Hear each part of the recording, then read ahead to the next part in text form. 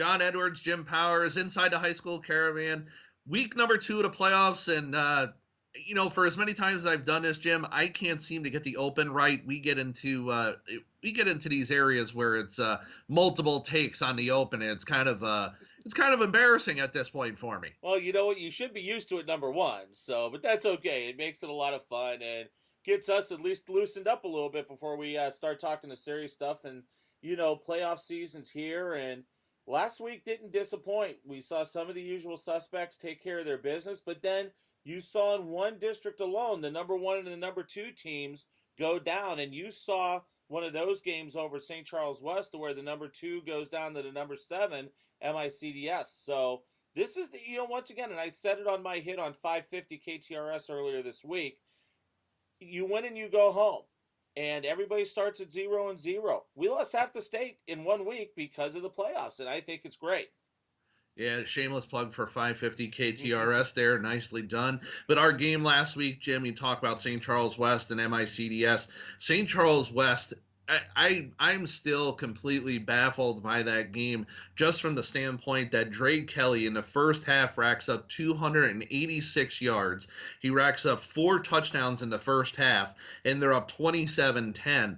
And Matt Buha must have went into the locker room, sprinkled some fairy dust on a football team, because they came out a completely different team in that second half, Jim, to where they only gave up 46 yards to Drake Kelly in the second half. And it was their offense really that kind of turned things over. Preston Buchanan had 2 touchdowns. Yeah. Their quarterback, Lawrence Taylor, who for the most of the year really hasn't run the football a lot, but was running the football effectively, scored a touchdown on his feet, and throws the game-winning touchdown pass to Will McMahill with 27 seconds to go in the game. And it was unbelievable second half of football that I've seen covering the state of Missouri for, the class in Class 4. And it was just, I was just besides myself that I was getting an opportunity to see a game like that. It's just called halftime adjustments, and taking nothing away from Gary Strauss and St. Charles West. Great season for them.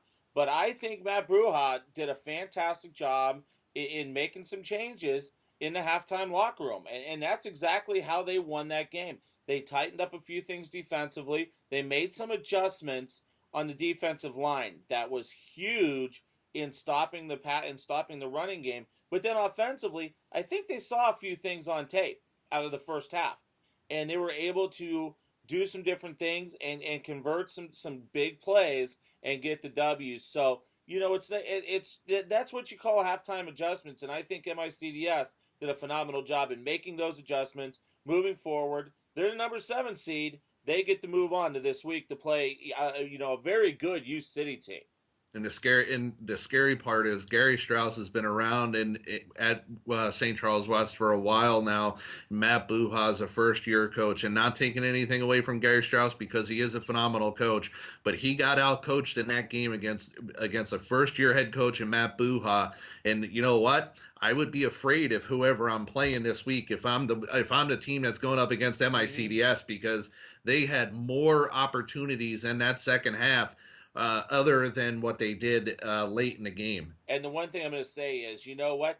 Matt Buha is a first-year head coach, longtime assistant coach, and a lot of that staff from MICDS are still holdovers from Josh Smith's, regime with MICDS. So you got a veteran coaching staff. You just changed the name of the head coach, and, Matt's done a fantastic job. And you got to remember, too, Josh Smith is still a part of that, helping out with the defense. And believe me, I think you saw that mentality step in there a little bit and help make some of those changes.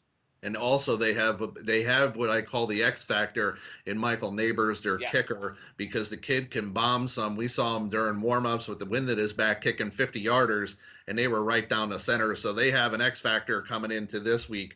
Some games, Jim, that kind of surprised me. Riverview knocks off Clayton 24-20. St. Dom's holds off St. Charles 14-12. A couple of teams that you wouldn't expect to go down in week 1. That district is completely turned upside down right now when you look at it, and you're exactly right. You talk about Riverview Gardens, their first W in over 2 years, and they get it in the district first round game against the number 1 seed Clayton, who had a phenomenal year under first-year head coach Gene Gladstone. You talk about St. Dom's. They're slowly starting to get some things put together out there, and they got a nice win over St. Charles.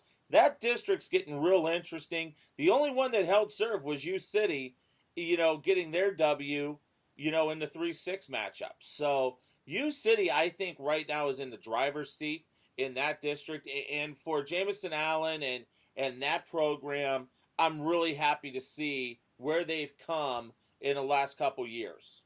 You also have some schools in the area. Afton and Bolt Lutheran South get big wins last That's week going to as be expected. And it's going to be an absolute bloodbath tomorrow night over at Afton. The question is, could Afton keep up with Cody Schrader? The kid's got 36 touchdowns on the season, and this isn't the same Afton team that they had last year, which was loaded with a ton of talent, but they are still a very talented team in Class 4, and right now Lutheran South is playing some of their best football of the season. I think that district is going to be an unbelievable district between Afton, Lutheran South, and you got Gateway and Vashon on the other side of that bracket. And that setup is going to get real interesting depending upon what takes place tomorrow night. I really like Afton right now. I think Chuck Fassett has done a phenomenal job at Lutheran South, and Cody Schrader is unbelievable. But I think Dan Oliver and his team will have the answer. And plus, two, this is a team that has still a very nasty taste in their mouth from last year, getting knocked out a little bit earlier than a lot of people expected.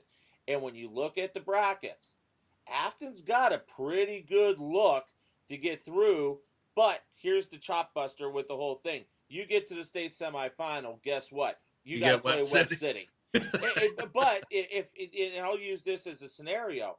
If Afton plays through and hosts all the way through, and they win, I'm just using them as an example, and Webb City wins all the way through, Webb City has to come to Afton, and I'm just using Afton as the example. That comes through this part of the state. So the Webbies are going to have to make their way up here if that scenario holds true. But that district is just a meat grinder district, and you've got to play your best football. It's going to be a great crowd over tomorrow night at Afton for that Afton Lutheran South game. Two schools within a mile of each other, and that's what South County football is all about when those two get together. Move on to Class 5, Jim. Really, last week, it was a lot of the schools that we expected to pick up wins. Really, the biggest upset for me has to be Webster Groves knocking off Ladue. And we talked about it last week, Todd Schumacher and myself. We said we never count out a Cliff Ice team. And sure enough, we talk about it. He picks up a big win last week against the upper seed in Ladue. Yeah, they get a nice win last week, and that 2-7 matchup, and that caught up to Ladue, and now Webster gets Pattonville moving in, the number 3 seed in that district. That's going to be a good ball game over at Pattonville. Webster Groves, we've talked a lot about how young they were this year, and the growing pains really hit. Now you've got a game under your belt in the district. You got a big W at a neutral site, which is great to get. Now you've got to move forward, and you've got to take care of your business against Pattonville. It's not going to get easier for Webster Groves, but a great win for the Statesmen. I really, like what they did last week against a very talented Ladue team. Parkway North picks up a huge win last week. They blow out Holt 70-6. Yeah. The road doesn't get any easier this week. No, they get Parkway West this week, and that's going to be, they should take care of their business there. The upper part of that bracket is the game that I've been talking about all week. You get the rematch from a couple weeks ago. Zumwalt North, the number 2 team in the state, taking on Parkway Central. That was a 12-10 ball game a couple weeks ago. Central was able to stop the running game of Zumi North and do a great job with it. They just couldn't get the offense going enough, but those kids have grown up on Parkway Central's team. The line, who was really young when I saw them against Parkway North earlier this year, has come leaps and bounds in, growth over the last 4 weeks. And that game against, Zumi North a couple weeks ago at Central was a phenomenal game. But this time, it goes out to St. Charles County. You got to give the home team a little bit of an edge, but don't count Central out. They need to get the W to continue moving to set up the All Parkway, finale in that district. I think North takes care of West. I think that's going to be a great ball game.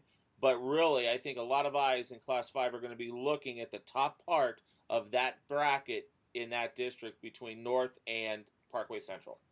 Moving on, Jim, last week, Vianney gets a huge win against Jackson. Now, Jackson's a completely different team. Jackson doesn't have Vontae Van Daven, who's now the Yeah. starting quarterback down at SEMO, but they're a completely different football team. Vianney picks up a win last week, and then Vianney this week will get Rockwood Summit, who picks up a win last week. And you're looking at two football teams that, Summit played very well. They were undefeated for a better part of the season, and Vianney's just kind of stayed its course. And these two will play, I think, it'd probably be the best matchup of the weekend. I think it's going to be an outstanding matchup. In Summit, very physical, big boys on the line. They've got some great skilled position kids.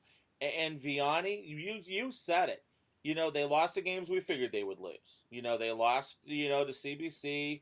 They fell to St. Louis U High, but then, they won the games that they were supposed to as well, and they're doing it in a very quiet fashion. Great offensive line play for Vianney, and that's going to be a big key this coming Friday night. They've got to figure out a way to move the ball against a very stubborn Summit defense. That's going to be a fun game over, in South County right off of 141, and that's one of the games that I've got marked off that's going to be a must-see. Also in Class 6, CBC picks up wins, Eureka picks up wins, Kirkwood picks up wins, SLU High picks up wins. And this week in the high school sports caravan game on Misha.tv, week 2 of the playoffs, it'll be Lafayette at Kirkwood. And if you look at the Lancer team, they're led by Tanner Grimm's 23 touchdowns on the season. And you look at the SEC recruit going to Alabama, Brandon Scales, he's only got 4 touchdowns received. He's got 4 touchdowns total on the season. And you're looking at a team that offensively is still pretty much a mess. Yeah, they're trying to figure some stuff out still, and it's going to be, I think, a close game early. I think Scales has to establish himself early in that game. Kirkwood, we saw against SLU High a couple weeks ago. Very susceptible to the big play. I know Farrell Shelton has really addressed that with his kids. If there's that Achilles heel, it's the big play syndrome against Kirkwood. Offensively, they're good. Offensively, Reese Goddard's going to move the ball. They got Gerard Alton. They're going to do things offensively against teams that they should be able to do right now. Now, when you start talking about moving forward, and I think everybody's looking to next week, you get the playback game between Eureka and Kirkwood. If they both win that game at Eureka, Coach Shelton comes home to where he coached for many, many years. You look down the bracket a little bit. You've got a Howell team. Should take care of Zumwalt West. Now they're sitting, and I think the best game in the state by far is going to be Blue Springs South and Jeff City. Those two teams have been knocking around each other all year long. They've been playing some great competition. They're going to be battle tested, and they're both still in the top 10. Winner of that game has to come to Howell, if Howell can beat Zumwalt West, which I think they should. Winner comes to Howell next Friday night. It's still going to have to come through this part of the state. CBC, they've got, in my mind, the easiest way through state right now, because if they've got to play a Kickapoo team and everything holds true, Kickapoo's going to have to come up to CBC. I really think CBC's in control of the bottom bracket. The upper part of the bracket, it's wide open. Hal's got to figure out a couple things offensively. We've talked about that all year long. You've got a SLU High team that I think is playing great, and I think will give Hazelwood Central everything that they're worth on Saturday afternoon. Winner of that game gets CBC. Top part of the bracket, you got Kirkwood, you got Eureka, taking nothing away from Marquette, taking nothing away from Lafayette, but I think the seeds hold this week, and it's going to set up to be just an unbelievable district final week next Friday night.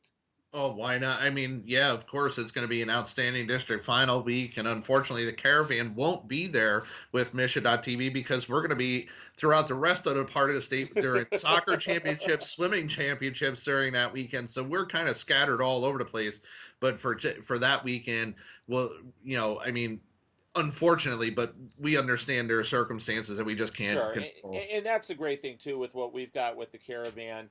We're helping out with Misha.tv, just not on the football coverage. We're helping out with the soccer coverage from Soccer Park with Class 1 and 2 next week. We're also helping out with the boys swimming and diving championships out at Recplex next week. And that's a great thing that what we get to do is we're not only just honing in on the St. Louis area, we're helping promote student athletes and coaches and schools from all across the state of Missouri, and we're really the only organization that can say that we do that. And it's awesome that we're able to help put that stuff together. And if it means we're going to step aside from football, okay, but we're still going to do our weekly stuff. We're still going to be tweeting out scores and following up on Friday night and different things like that. So we're real excited about being able to bring some great championship coverage on Misha.tv next week, and also part of the high school sports caravan. Not only are we covering football, we're also covering swimming and diving, and we also got the soccer taken care of. But Misha TV Saturday will have the girls volleyball championships Yep. from Show Me Center. It should be an outstanding weekend of sports because Todd Schumacher and myself will be headed down there to help out with that coverage a little bit. St. Joe's down there once again. Lafayette down there once again. So Villa de Chêne down there once again. St. Louis is well represented Yeah. for the volleyball championships this weekend down at the Show Me Center. You can find that action on Misha.tv this weekend. Saturday championships will be start Saturday afternoon, so we'll tweet out that information to get you going with that if you want to check out women's volley or the girls volleyball championships this weekend. Yep. But Jim, it's a busy time of year, not only for yourself, myself, but we're going to kind of be up and down the state of Missouri, across the state of Missouri over the next couple of weeks, and we're really looking forward to it. Absolutely. It's going to be a blast as we all roads are heading to the Dome here in 4 weeks. Hard to believe. We're 4 weeks away from the state championships, and we're very excited about that, buddy. Going to thank our friends at Winning Streak who provide our apparel during the course of the season. If you need anything embroidered, still screened, you need anything by Adidas, visit our friends at Winning Streak. You can find them at winning-streak.com, 618-277-8191. They are the official apparel supplier of the high school sports caravan. We're looking forward to being with them throughout the course of the year, and I will talk to you sometime this weekend, my friend, as we get going all over the place. But it should be an exciting Friday night of football, and then we move into everything else as we get going with championships over here in the next month. Absolutely, buddy. Have a great weekend. We'll talk next week. For Jim Powers, John Edwards, thanks for tuning in to Inside High School Sports Caravan. We'll talk to you next week. Enjoy the coverage.